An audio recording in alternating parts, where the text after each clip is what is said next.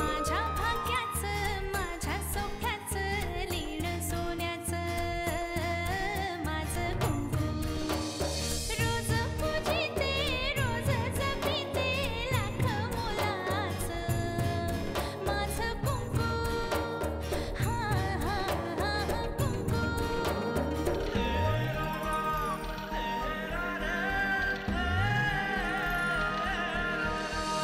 मन माझे घर झाले त्याचे मोर स्वप्नाचा दारी नाचे शब्द त्याचे अमृताचे स्पर्श त्याचे चांदण्याचे त्याच्या श्वासाचे त्याच्या डोळ्याचे गुज सांगते माझं कुंकू हा हा हा कुंकू हा हा हा कुंकू बाहेरून आलेल्या एखाद्या व्यक्तीमुळे जर का आपल्या अधिकारांवर गदा येणार असेल तर आपण एकत्र यायला हवं. काल वामनेने मला दारू पाजली, नंतर मला काय विचारतो माहिती का, आर्यनचं मर्डर झालं तेव्हा तू कुठं होतास? आता मला फक्त एवढंच बघायचंय की येत्या किती दिवसात तू भाऊजींच्या नावाचं कुंकू लावायला सुरुवात करते. कुठल्या बापाला आपल्या मुलीचं पांढरं कपाळ बघण्यात आनंद मिळेल? आर्यननी परशूचं असं काय घोडं मारलं होतं की परशू एकदम त्याचा खून करेल? मला खरंच असं वाटतंय की आर्यनचा खून परशुदादांनी केलाय.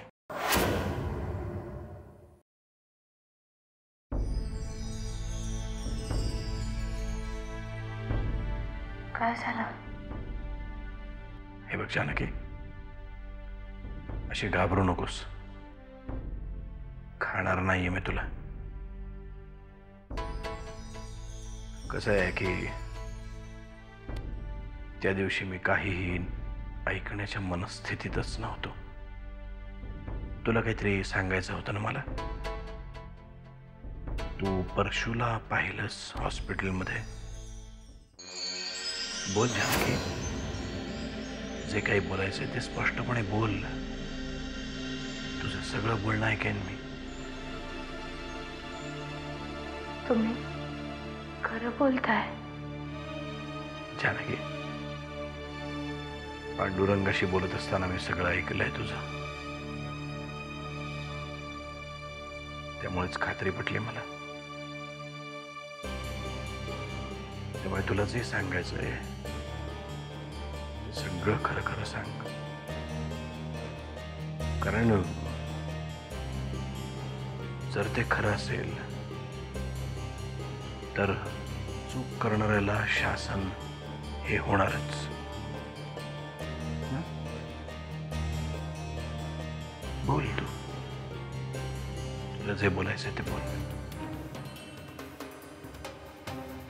त्या दिवशी परशूला तू हॉस्पिटलमध्ये खरंच पाहिलंस? हो हो, मी त्यांना तिकडे पाहिलं.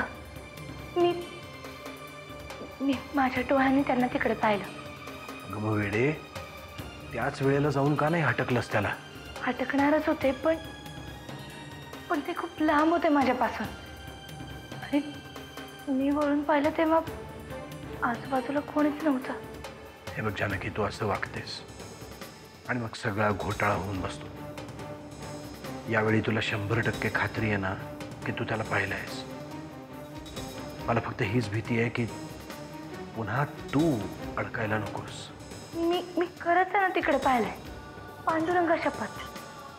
तू पांडुरंगाची खोटी शपथ घेणार नाहीस, माहिती आहे मला. त्यामुळे तुला जे काही बोलायचंय ते बोल. मी तुझ्या पाठीशी आहे. खरंच माझ्या पाठीशी आहात? आश्चर्य वाटतं ना तुला? कालपर्यंत तुझ्याशी राक्षसासारखा वागणारा मी आज अचानक असा का वागतोय? कारण मी माझी चूक मान्य केली आणि तुलाही हे माहिती आहे की मी फार काळ तुझ्यावर नाही रागवू शकत. शेवटी देवाने माझी प्रार्थना ऐकली तर? तसंच समज. तुझ्या देवाशी गप्पा मारून झाल्या की खोलीत ये, आपण सविस्तर बोलू.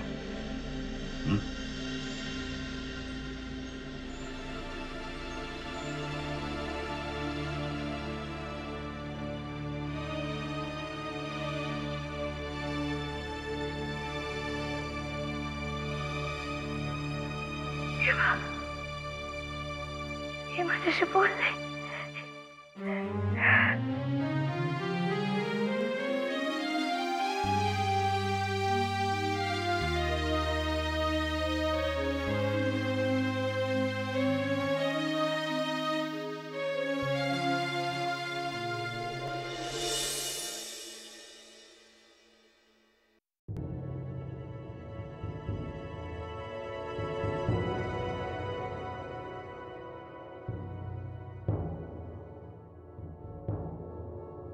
काय चाललंय वाकनेस?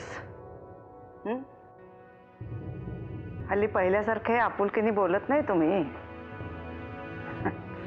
मंत्री साहेबांचे पीए झाल्यावर आम्हाला विसरून गेलात काय? असं का म्हणता आत्याबाई? बरोबर तेच बोलतेय मी. आता काल 2दा निरोप पाठवला मी तुम्हाला, मला न भेटताच गेलात तुम्ही. तसं नाही आत्याबाई, साहेबांच्या शपथविधी सोहळ्याची तयारी चालू होती. असं बरं, मग कामाचंच बोलून टाकूया, कारण परत तुम्ही कधी भेटाल ते काय सांगता येणार नाही ना. बोला आत्याबाई. नरसिंह आणि राधिका यांचे सध्या संबंध कुठपर्यंत आहेत?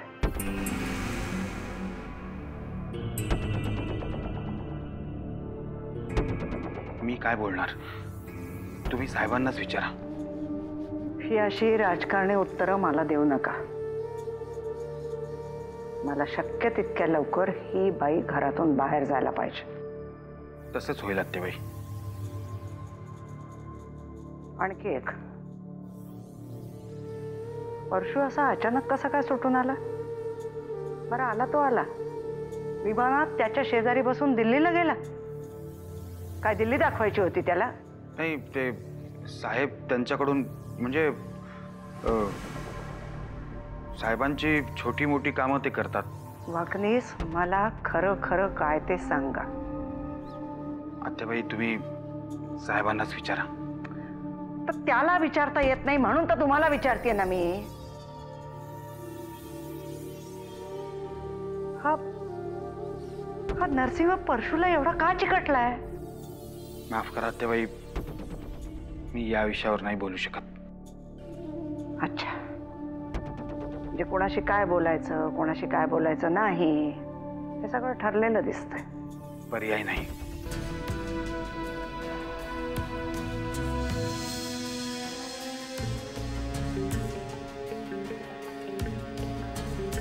येतो मी.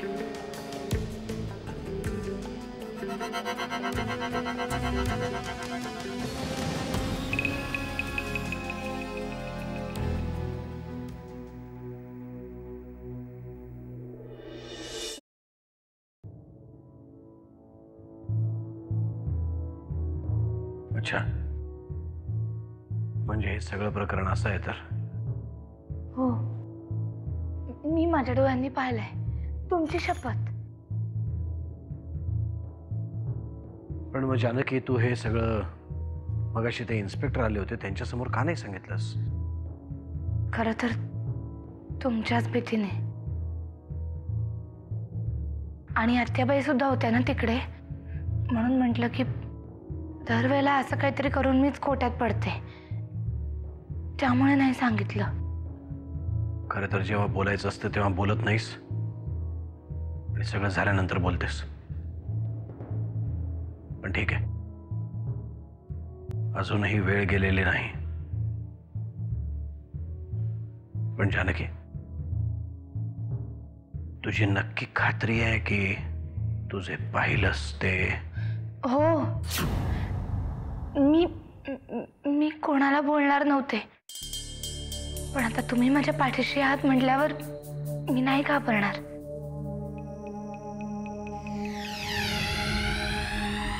तुझ्या बोलण्यात मला खरेपणा जाणवतोय, त्यामुळे कोणालाही घाबरायचं कारण नाही. आता मी काय करू? तुला त्या इन्स्पेक्टरने त्याचं कार्ड दिलंय ना? मग लगेच त्याला फोन कर, बोलावून घे आणि सांगून टाक त्याला सगळं. मी एकदा आत्याबाईंना विचारू का? कशाला? म्हणजे हे बघ जानकी, एक घाव दोन तुकडे करून टाक, म्हणजे हा विषय इथल्या इथे संपेल. आज मला खूप बरं वाटतंय. म्हणूनच म्हणतोय, अजिबात वेळ वाया घालवू नकोस. कुठे ते कार्ड? माझ्याकडे आहे, पण मी त्यांना सांगू? अगं तूच पाहिलंस ना तुझ्या डोळ्यांनी, मग तूच सांग.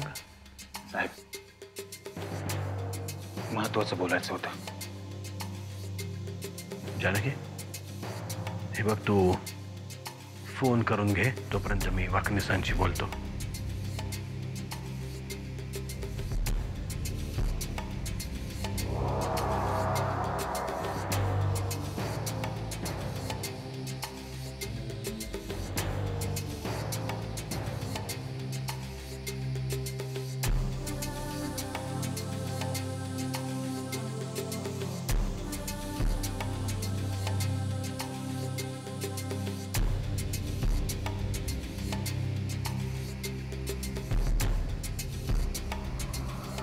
बोला.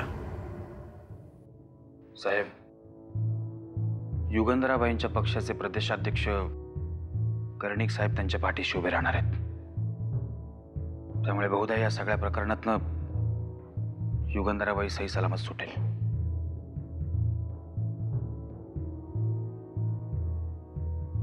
फोन जोडून द्या. साहेब, अहो ते कर्णिक विरोधी पक्षाचे प्रदेशाध्यक्ष आहेत. चर्चेला ऊत नको साहेब. वाकनीस,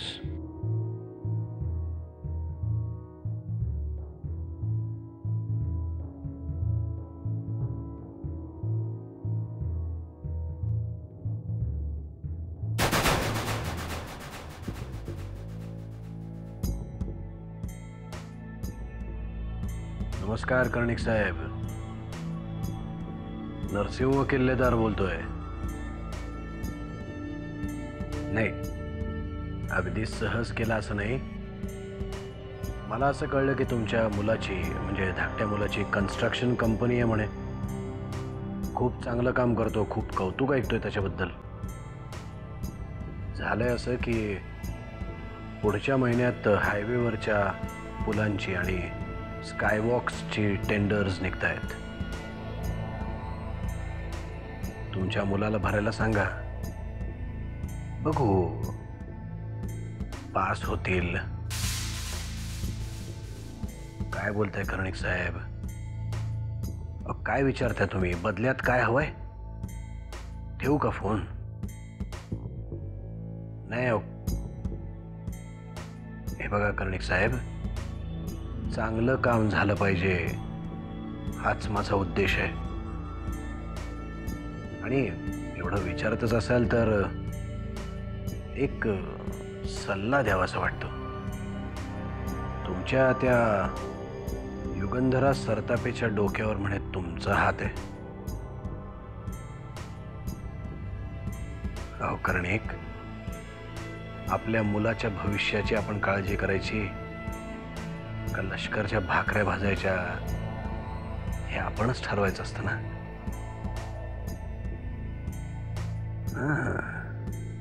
बघा, विचार करा. नाही, आणि पुढच्या आठवड्यातली आपली मीटिंग तर फिक्स्डच आहे. ओके.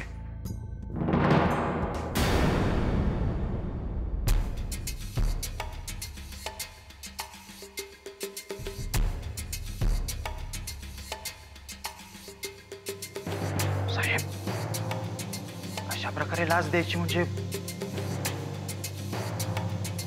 वाकनीस, राजकारणात सगळं माफ असतं.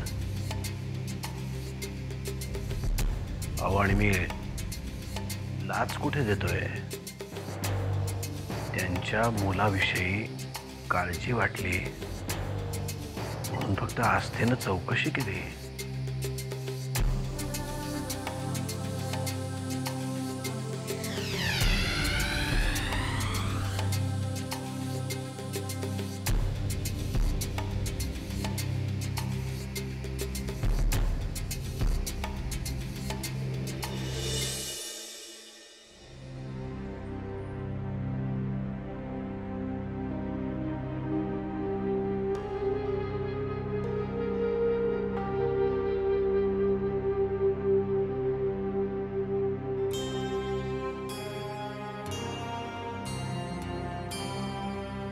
I love you.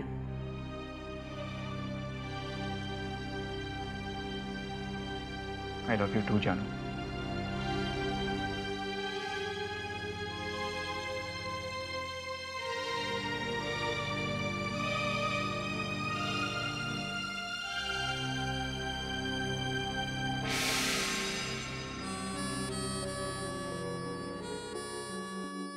आता तू माझ्या बरोबर आहेस ना, त्यामुळे माझ्या लाईफमध्ये बोरिंग असं काहीच घडणार नाही. अच्छा. बरं, मग मला सांग. नाही म्हणजे आपण आता इकडे आलोय, मग काय हवंय तुला? आय मीन काय काय बघायचंय?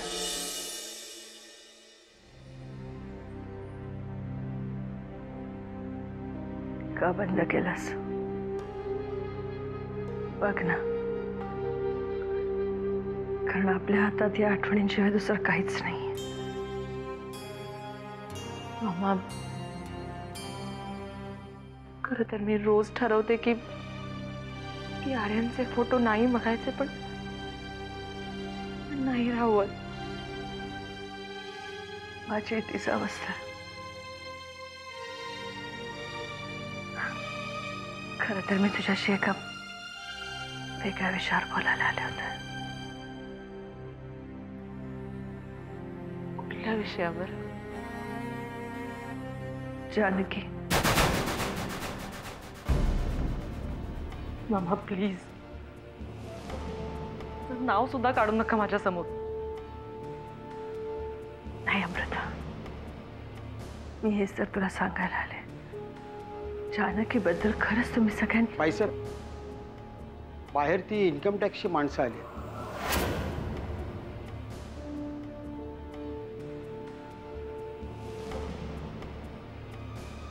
ठीक आहे.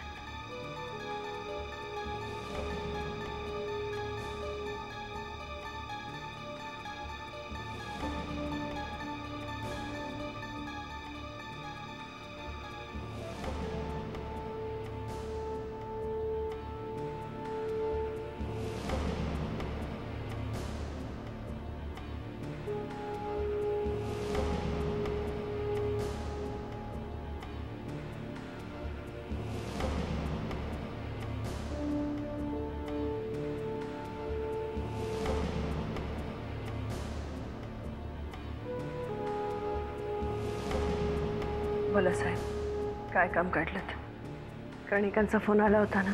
नाही मॅडम, आम्हाला कोणाचाही फोन आला नव्हता आणि कोणाचा फोन यावा अशी वेळही आता राहिली नाहीये. म्हणजे रेडकरने सगळे गुन्हे कबूल केलेत आणि सगळ्या प्रकरणात तुमचं नाव पुढे आलंय. मी कर्णिक साहेबांना फोन करू शकते? खरं तर तुम्हाला कोणालाही फोन करता येणार नाही आणि करूनही काही फायदा होणार नाहीये. तरी तुम्हाला फोन करायचा असेल तर एक फोन करण्याची परवानगी देतो मी तुम्हाला. थँक्यू.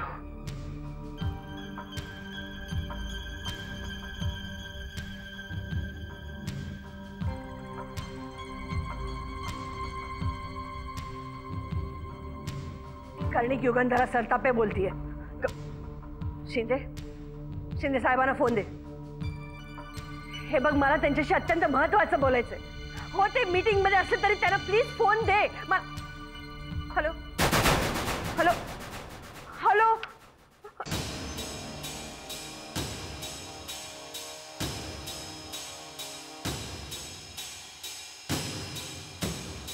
मामा, काय झालं? काय म्हणाले ते? एक जात सगळे विकले गेलेत. मॅडम, तुम्हाला आमच्याबरोबर यावंच लागेल.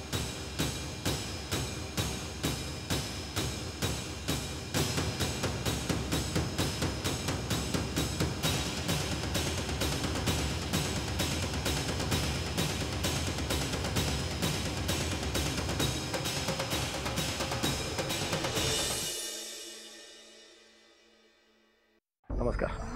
नमस्कार. काय झालं इन्स्पेक्टर साहेब? म्हणजे सकाळी सकाळी चौकशी करून गेलात तुम्ही आणि आता परत आलात म्हणून आत्याबाई तुमचं म्हणणं अगदी बरोबर आहे. मी पुन्हा इथे येणारच नव्हतो. आणि खरं तर तुमच्याकडे आता चौकशी करण्यासारखं काहीच राहिलं नाही. पण मला मिसेस जानकी किल्लेदारांनी फोन करून इथे बोलवलं आहे. जानकीनी? आत्याबाई, त्यांना मी बोलवलंय. जानकी? बसा ना.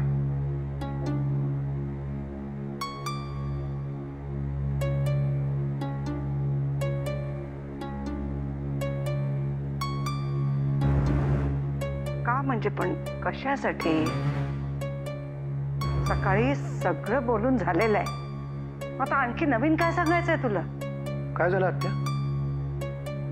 काय झालं इन्स्पेक्टर साहेब? तुम्ही पुन्हा का आलात? ते नाही आले, हिने बोलावून घेतलंय त्यांना इथे. आता सकाळी सगळी चौकशी झालेली. आता आणखी हिला काय सांगायचंय परमेश्वरच जाणे.